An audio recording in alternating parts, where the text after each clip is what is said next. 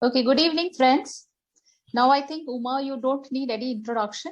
This is our sixth session this year. And the first one which we did was on interest rate cycle. The second one was on understanding banking and its impact on the investing world. The third one was on the steps, rules, and elements to implement the asset allocation. Fourth one was, should India care about the rating agencies? Fifth one was on estate planning. And today is on others' money, behaviors, and to build trust. I think very, very, very important for all the MFDs and RIAs. So, Uma, I just hand it over to you.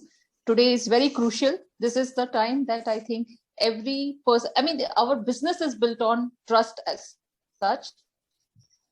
But how do we take that forward with our...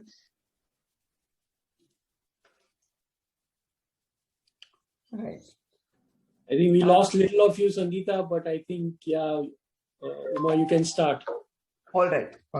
Sure. Thanks, Dhruv, and thanks, Sangeeta. I am very, very happy that FIFA has provided me this platform to connect back to the community that I am so grateful for, because much of my learning of what happens on the ground or of much of my investor stories have come from advisors and MFTs. They have always been very, very, even today I receive emails in which stories are shared and, and then there are WhatsApp conversations about customer situations.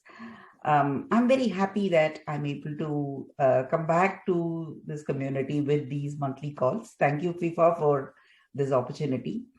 Today's session is not so technical in a sense that it's more a softer skill session, so to say, where we are talking about trust building behavior. Other people's money, the moment we are handling another person's money, or we are enabling decisions about money for somebody else, I think, as Sangeeta rightly pointed out, the cornerstone of that engagement is trust. There is no denying at all that the person in front of us, the investor, might not be willing to make decisions about money, heeding our advice or heeding our recommendations, if there is no underlying trust. So we call this technically as fiduciary responsibility, where someone trusts the other.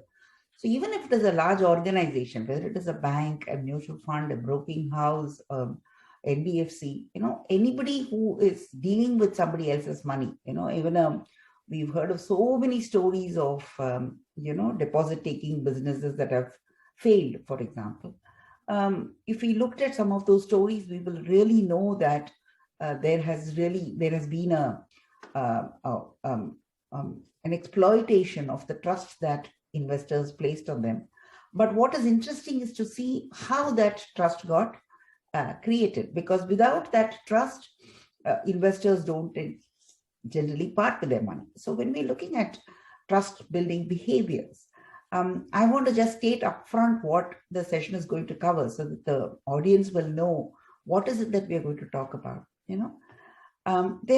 There's a lot of literature, there is a lot of work, there's a lot of research today, particularly because the brain can be scanned. So what portions of the brain are activated when you're making decisions. There is a lot of work which talks about the chemicals that are released. So much work on oxytocin and trust, for example, and so on and so forth. But much of this work, distills down, in my understanding, to really three things, three core behaviors that are three core elements, if I can call it, for trust building. The first is competence. Do you know your job? Yeah, first is competence. It's just that you can call it knowledge, you can call it qualification, you can call it capability, but I think competence, the knowing what you are expected to do is the first pillar, competence. The second pillar is empathy. The ability to, what do you say, to be able to see the other's point of view, to be able to, we very easily say that, stand in others' shoes. It's only with our experiences that we know that how difficult that behavior is. When we say empathy, what we're trying to say is that, are we able to understand? I mean, there are so many ways where we say, put the interest of the other person above us. I mean, that's a very unnatural thing for a human being. A human being is selfish.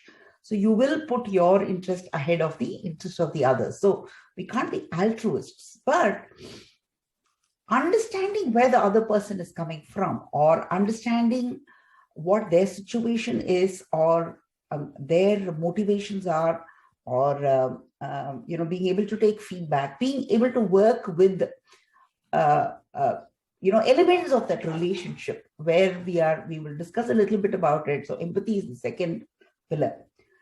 And the third one is transparency, or what we call as the process that you follow: transparency, disclosure,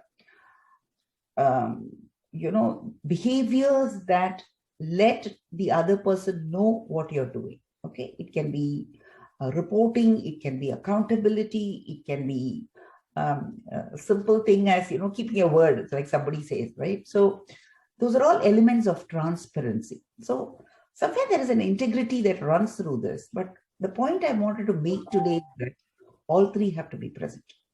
That's really the summary of what I'm going to say. It is not enough if one of these three is there. All three must be present. There must be competence, there must be empathy, and there must be transparency. So if these three elements are built together, if these three are present together, then over a period of time, trust building cannot happen. I mean, there are two ways people look at it. One is what we call as the conscious approach, which we call as image crafting, for example, where you understand that a certain set of actions will have to be done, and therefore you go ahead and keep doing those things with the hope that the other person will trust you. Now, these are explicit planned actions. Okay, they work. Not that they don't work, they work. But more important are the implicit ones, which is to say that many times we behave in a way that, over time, and people remember. There are instances that happen, or there are clues that we leave behind about ourselves. Okay, and these experiences are created without our conscious effort. Many times, deep relationships are based on these implicit things, or things that we did very subconsciously. We didn't plan for it; it just happened, and then the client remember it, and they go on to build trust. The second one is much, much more powerful, though we don't control it so much. Now, if I were to talk about the first case, the classic example are film stars. Now, when there's a story, when a story is being told, and when that story is told very credibly, and that story has an emotional connect with the person who's hearing that story, there is a certain, you just transfer all the emotions that you are experiencing when you are going through that story.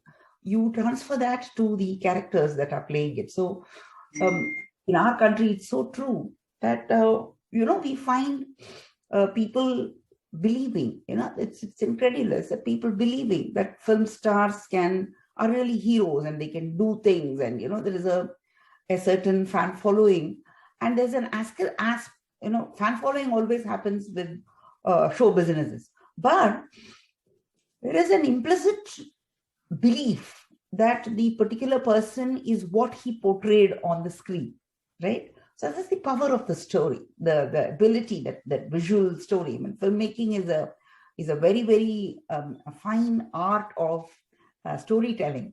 So storytelling does tend to create these kind of things. But then there are instances which show us that these people are not really the superheroes that they intend to be, but it happens. So you need to be, when we say trust-inducing behaviors, we need to understand that people perceive trust in different ways. Okay, and then there is this this thing of image crafting, or trying to create an impression and then failing in it.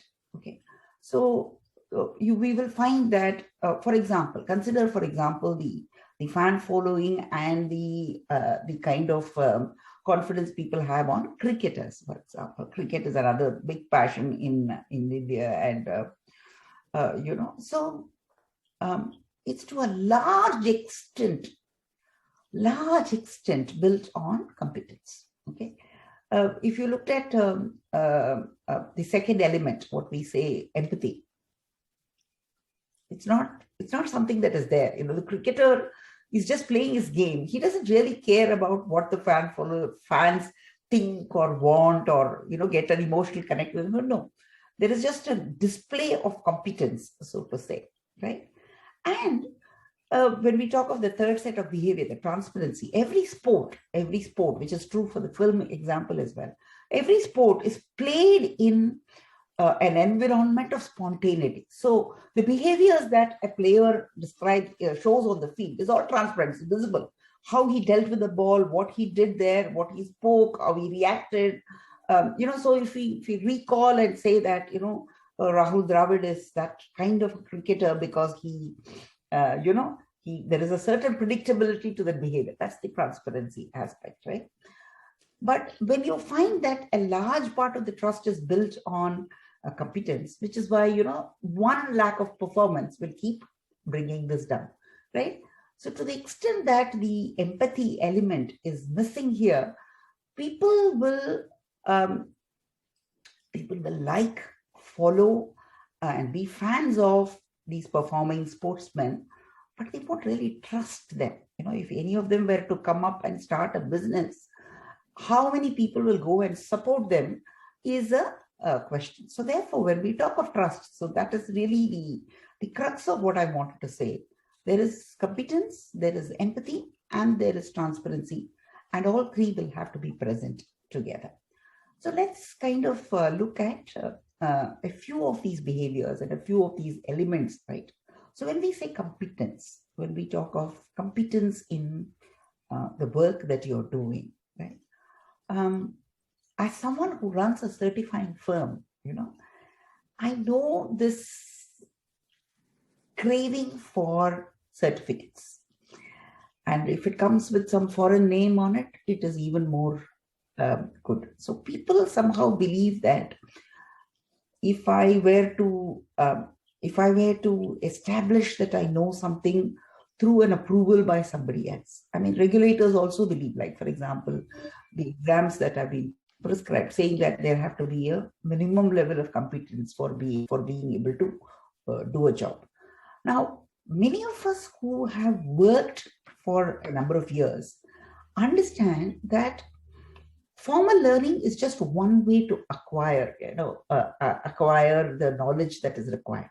Competence is something that comes from doing the job. As you work, as you notice. Now, if you speak to someone who has seen multiple market cycles, their ability to converse in a way that brings back those instances, saying that, for example, if we were showing a Sensex graph or a Nifty graph of several years, okay, to the investor, and ask the investor to point out where the 92 crisis was, or where the 2001 market meltdown happened, or where the 1986 market crash happened, or where the 2012-13 market levels were, they will find that these are just small blips in that upward sloping graph. Now, many of us know that when 92 happened, the shock was so severe. In fact, I was in class and one of my participants suffered a cardiac arrest. So we had to rush him to the hospital. Fortunately, he survived. But I was in the classroom and we were talking about stock markets when the crash happened.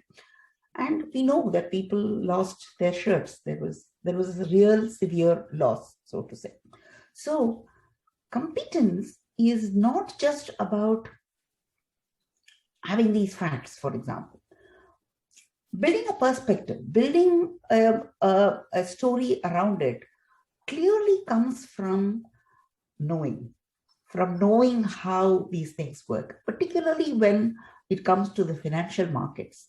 The problem with this product, many people talk about, the differences between selling the toothpaste and shampoos and selling financial products. And they keep talking about how this product is not visible, cannot be seen, that's not really the point. The point is that the performance of the product has a dynamic background.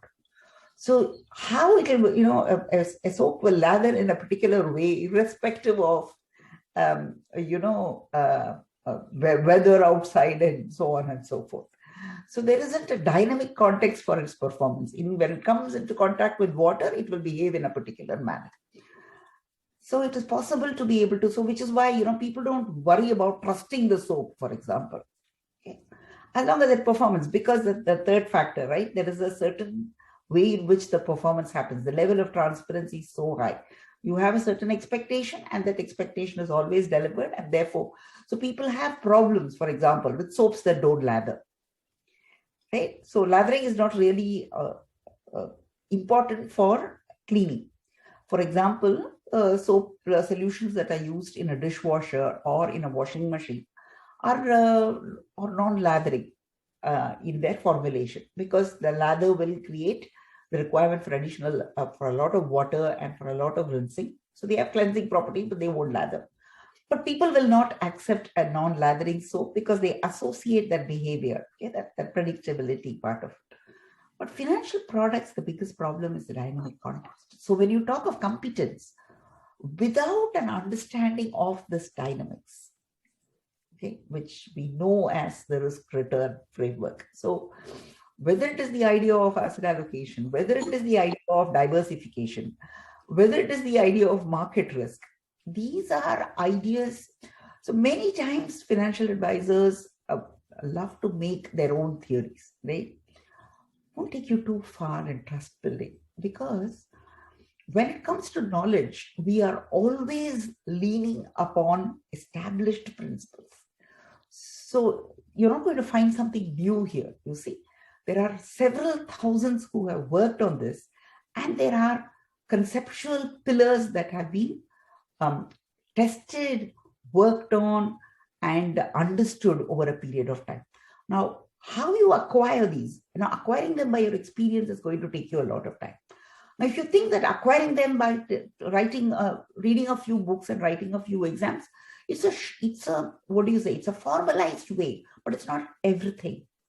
So what would happen really is that the dynamics of the market, there is no way that you're going to be able to build trust about financial products if you're not able to communicate why diversification is important to your investor. It is as simple as that. So when we talk of knowledge, we are talking of the dynamic market performance, right? That is what you're taking to the investor. The fact that there is a stock market, a bond market, a money market, and these markets behave in a way, generate a certain kind of return, and come with a certain amount of risk. And allocating monies to these markets can help you take those returns. However, those returns will come with a certain amount of risk. In order for that risk to be reduced, you need to be able to have a portfolio that is well diversified and be able to allocate assets in a manner that reduces the overall risk. Now, if this is just the summary of competence required for a financial advisor, there are multiple facets to this competence. There is absolutely no excuse to not acquiring that competence through learning, through observation, through involvement, engagement, call it what you want, but it's an everyday job. So competence is something which, yes, there is a requirement for formally studying all of this. I remember when I used to stand in front of the classrooms, many people would tell me that, they didn't really specialize in finance. So if you did not know the time value of money, for example, you can't even get started with finance, because you need to be able to say, so if an investor is saying that, oh, my father we bought gold for 100 rupees, for a tola, and it has gone up, you never lose money in gold. You heard investors say these things. You never lose money in real estate. My father brought this flat for 50,000 rupees. It's worth so much today. If you didn't have the competence to really work out the returns, right? So the return and the risk, if you're really not able to work out the return and look at the dynamic context of that market, you can't have that conversation. Many times people give up saying that, oh, investor is very set in their views and all of that. But being able to have a conceptual base, which it's our business, right? It's the business, and someone who cooks will have to generate good taste and flavors. Someone who gardens will have to produce, and he will produce. Someone who is in the financial intermediary business must understand financial markets. So there is really no way trust can be built without that element having been taken care of. No, but that's not everything. A well-informed, a knowledgeable financial advisor is not a trust-evoking financial advisor, because the other two pillars are important. The second pillar actually is the most important one. Think for a moment, of sitting in front of the investor. Net worth is a multiple of what your net worth is. Okay, the investor is extremely rich.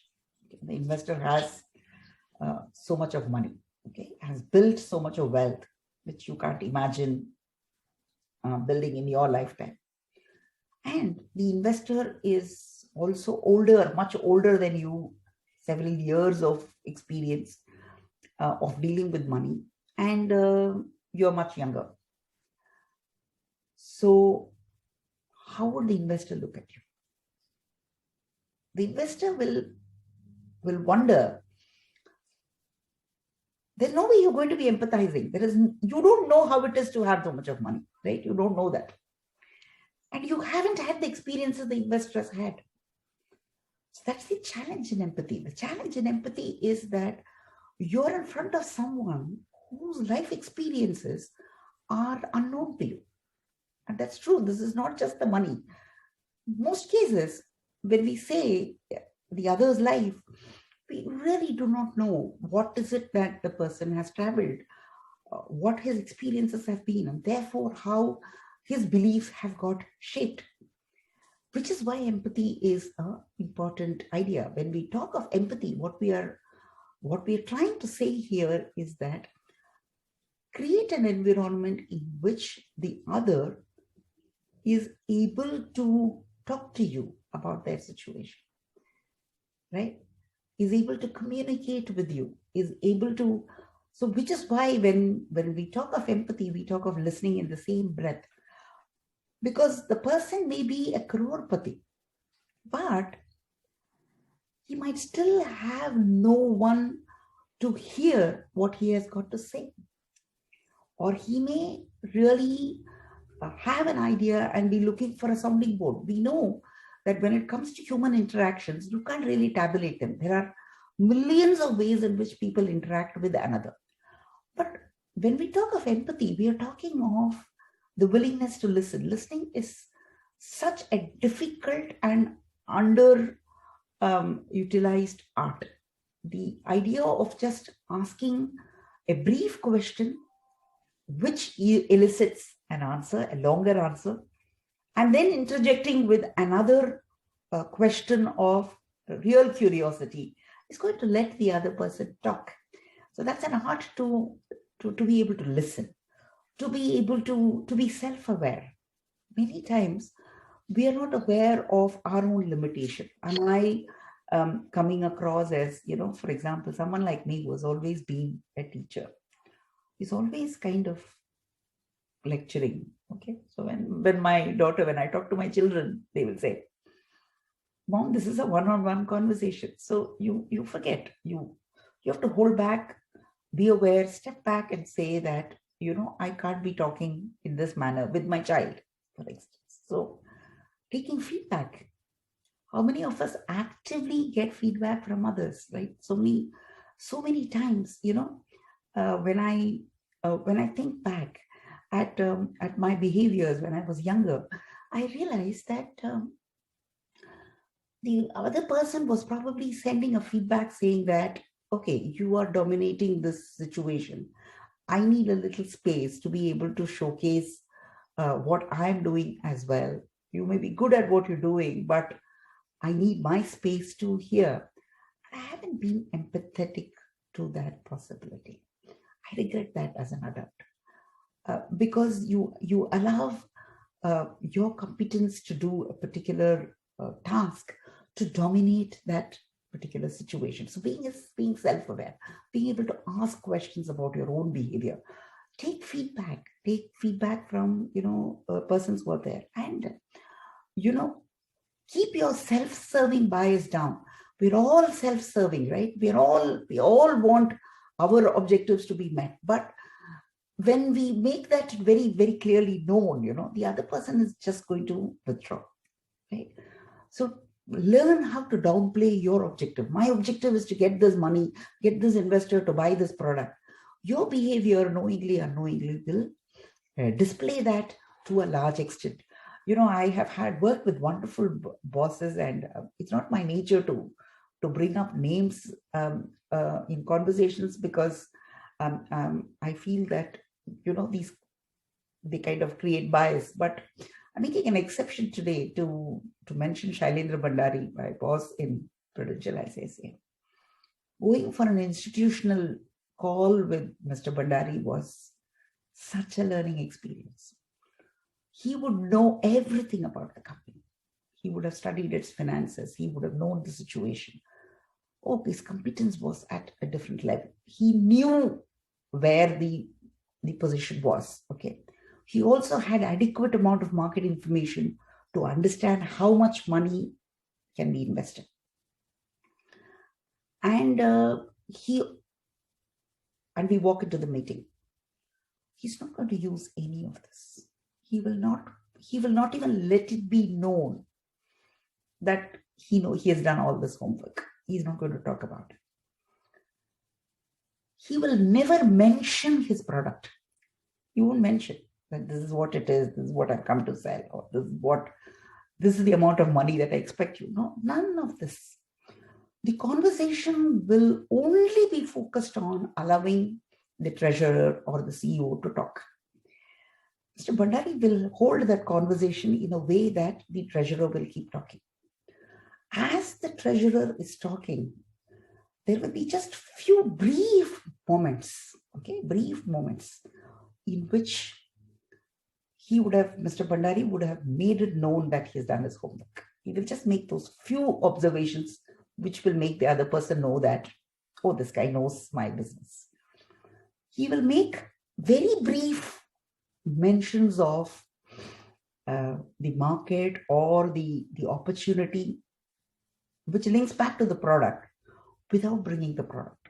He will not show that overt eagerness of selling the product, but he'll have the deal at the end of it. I used to be so amazed at that. Today, when I look at this framework, I'm saying that never late for the meeting, always on time, making sure that things are happening, all that is happening. But, very well dressed, very well known and all of that. But look at the reputation of the man. The whole conversation is just based on that primary principle of empathy. He has, of course, the competence and the transparency tools to help him. So sometimes I feel that empathy, is such an understated idea. And I remember there was an instance in which something went wrong. The advice was to cover it up. Okay. So we went into the meeting. There was enough advice given. When we went into the meeting, all that Mr. Bhandari did was apologize. He said, we goofed this up. I found it absolutely stunning. CEO of an organization, okay? But exhibiting that vulnerability or exhibiting that possibility that you could go wrong builds trust. It makes the other person believe that, that you're human about it, you are real about it, and you're not faking anything. And contrary to people's belief, people always say, oh no, you must set expectations and you must do it. People love those that can make mistakes. People only admire those who are perfectionists and superhumans. But the connection, the love comes from the human elements of failing, of apologizing, of saying that, of disclosing your vulnerabilities. So when we talk of empathy, we are talking of the ability to listen, the ability to take feedback, a certain amount of self-awareness, being able to show vulnerability, and being able to hear the other person's story. You talk to very successful financial advisors, they will tell you how investors were willing to share their stories with them because there is this question of integrity here. You're not going to discuss the customer story with anybody else. You're not even by mistake going to talk about one customer to another customer. You're not going to use these stories. You're going to listen to these stories, and that's that. You're not going to use them in any manner, right? So that creates a tremendous amount of trust. The investor believes several times when it comes to financial decisions. There is enough literature which shows that people are able to make financial decisions if they are able to get a sounding board or a listening or a person to hear what they have to say and just confirm whether what they are saying is right or wrong. So empathy as the second pillar. The third, which transparency, when we talk of transparency, when we talk of disclosure, look at the father-child relationship, for example. It begins with a tremendous amount of trust. The young child, the 3 or 4-year-old boy wants to just be like his father. It is surprising how the same child as a teenager doesn't want to have anything to do with the father's image. The whole thing has changed. How is it? It's not as if children stop trusting their parents. It is just that they are not capable. The parents are not capable. What parenting literature shows again and again and again. Very difficult for a parent to be empathetic because the parent finds it very difficult to see what the world of the child is. You're constantly looking at your own world and comparing the child's world with that because your world is all that you